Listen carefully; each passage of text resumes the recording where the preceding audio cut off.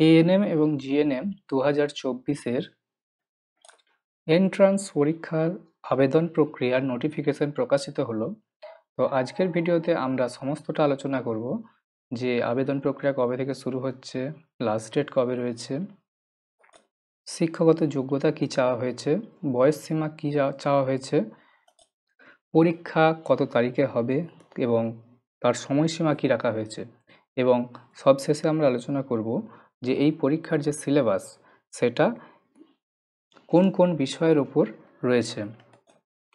তা on screen তোমরা দেখতে পাচ্ছ, এটা হচ্ছে সেই বিজ্ঞপ্তিটা যেটা প্রকাশিত হয়েছে West Bengal joint entrance board তাদের ওয়েবসাইটে।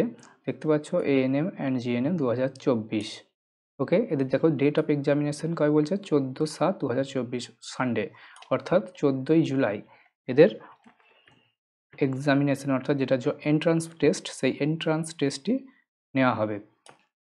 ওকে, এবার আসা যাক আবেদন প্রক্রিয়াটা কবে থেকে শুরু হবে। দেখো, এটা হচ্ছে তাদের যে সময় শিডিউল দেওয়া রয়েছে, শিডিউল অফ এএনএম জিএনএম 2024, তাদের যে পুরো প্রক্রিয়াটা কোন কোন সময়ে হবে তাদের পুরো একটা শিডিউল প্রকাশ করে দেওয়া হয়েছে। যেমনটা দেখতে পাচ্ছ এখানে রয়েছে যে online application with payment of fees, অনলাইনে আবেদনটা করা যাবে 21/3/2024 থেকে, অর্থাৎ 21শে মার্চ, অর্থাৎ আগামীকাল। আজকে 20 তারিখ, কালকে 21 তারিখ, কালকের থেকেই করা যাবে। কবে পর্যন্ত? 21/4/2024, অর্থাৎ 21শে এপ্রিল পর্যন্ত করা যাবে। মানে তোমরা পুরো একটি মাস টাইম পাচ্ছ এই অনলাইনে আবেদনটা করার জন্য। ওকে, এরপরে দেখো রয়েছে 2 নম্বরে online correction and downloading revise confirmation page, অর্থাৎ তোমাদের আবেদন প্রক্রিয়ার পরে কিছু কারেকশন, তোমাদের যদি ভুল ত্রুটি থেকে থাকে সেগুলো তোমরা কারেকশন করতে পারবে 23শে এপ্রিল থেকে 25শে এপ্রিল পর্যন্ত। ওকে, এই 23, 24, 25 এই 3 দিন তোমরা সময় পাবে ওই কারেকশন করার জন্য আবেদন প্রক্রিয়াটাকে। ওকে, এবার বলছে publication of downloadable admit card. Admit card কবে দেওয়া হবে? অ্যাডমিট কার্ড দেওয়া হবে 5ই জুলাই 2024 থেকে দেওয়া হবে, এবং কত তারিখ পর্যন্ত দেওয়া হবে? এটা 14ই জুলাই 2024 তারিখ পর্যন্ত। আর 14ই জুলাই হচ্ছে তোমাদের পরীক্ষার আপাতত টেন্টেটিভ ডেট। দেখতে পাচ্ছ এই ডেটগুলো সব টেন্টেটিভ দেওয়া আছে। এরপর ডেট অফ এক্সামিনেশন, পরীক্ষাটা আয়োজিত হবে 14ই জুলাই 2024 সানডে, অর্থাৎ রবিবারে। কটা থেকে হবে না? দুপুর 12টা থেকে 1:30টা পর্যন্ত পরীক্ষাটা হবে।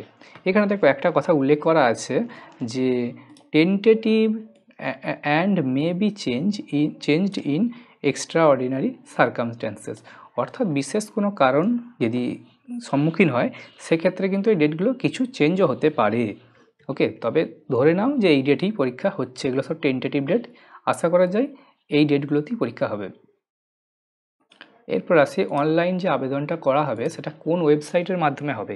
অনলাইন আবেদনটা করতে হবে তোমাদের এই ওয়েবসাইটটা www.wbje.nic.in/ অথবা তোমাদের www.wbjebb.in, এই দুটো ওয়েবসাইট রয়েছে আমাদের West Bengal board of joint entrance তাদের বোর্ডের।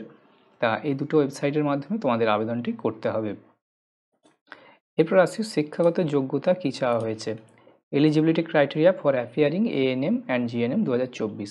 দেখো, এটার জন্য যে মেন ক্রাইটেরিয়াগুলো লাগে সেটা হচ্ছে তোমাদের ওয়েস্ট বেঙ্গলের বাসিন্দা হতে হবে, হ্যাঁ, এবং 10+2 অর্থাৎ উচ্চ মাধ্যমিক পাস করে থাকতে হবে।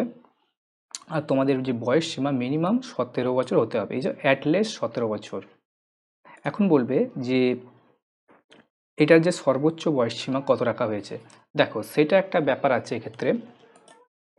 দেখো, এক্ষেত্রে যে বয়স সীমা বলা হয়েছে ম্যাক্সিমাম এজ, এই ম্যাক্সিমাম এজটা কিন্তু নো আপার এজ লিমিট, অর্থাৎ কোনো এজ লিমিট রাখা হয়নি। যে কেউ আবেদন করতে পারবে যদি তার বয়স মিনিমাম অ্যাটলিস্ট হয় 17 বছর, এবং তারপর তার বয়সের কোনো আপার লিমিট নেই। এই বছর থেকে কিন্তু এই আপার লিমিটটা তুলে দেওয়া হয়েছে। ওকে, আর যেটা বলছে যে must be able to read write and express in Bengali and or Nepali, Bangla অথবা নেপালিতে তোমাদের ফ্লুয়েন্ট হতে হবে।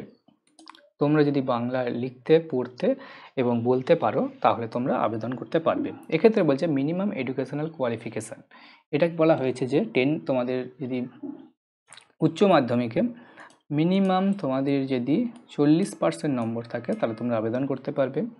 মাস্ট পাস ইন ইংলিশ, এবং তোমাদের একটা ইংলিশ সাবজেক্ট নিয়ে তোমাদের পাস করতে উচ্চ মাধ্যমিকটা। যারা ভোকেশনাল থেকে পড়েছে তারাও আবেদনযোগ্য। ওকে, যারা ভোকেশনাল স্ট্রিম থেকে পাস করছো তোমাদের জন্য কিছু সাবজেক্ট কম্বিনেশনের কথা বলা হয়েছে। এই যে সাবজেক্ট কম্বিনেশন, এই কম্বিনেশন নিয়ে তোমরা যদি পাস করে থাকো তাহলে তোমরাও এলিজিবল হবে। ওকে, তা এই ছিল আজকের আপডেট। এরপর আবেদন প্রক্রিয়াটা কিভাবে করতে হবে, পুরো একটি অনলাইন আবেদন প্রক্রিয়া আমরা আপলোড করে দেবো। একটা অনলাইন প্রক্রিয়া লাইভ আপলোড ভিডিও তোমরা পেয়ে যাবে। তার জন্য আমাদের চ্যানেলটা জুড়ে থাকতে পারো, আমাদের চ্যানেলটিকে সাবস্ক্রাইব করে নিও, এবং পরবর্তীতে আমরা এই পরীক্ষার সিলেবাস কোন কোন সাবজেক্ট রয়েছে সেগুলো বিস্তারিতভাবে আলোচনা করব। তো দেখা হচ্ছে পরের ভিডিওতে। Thank you.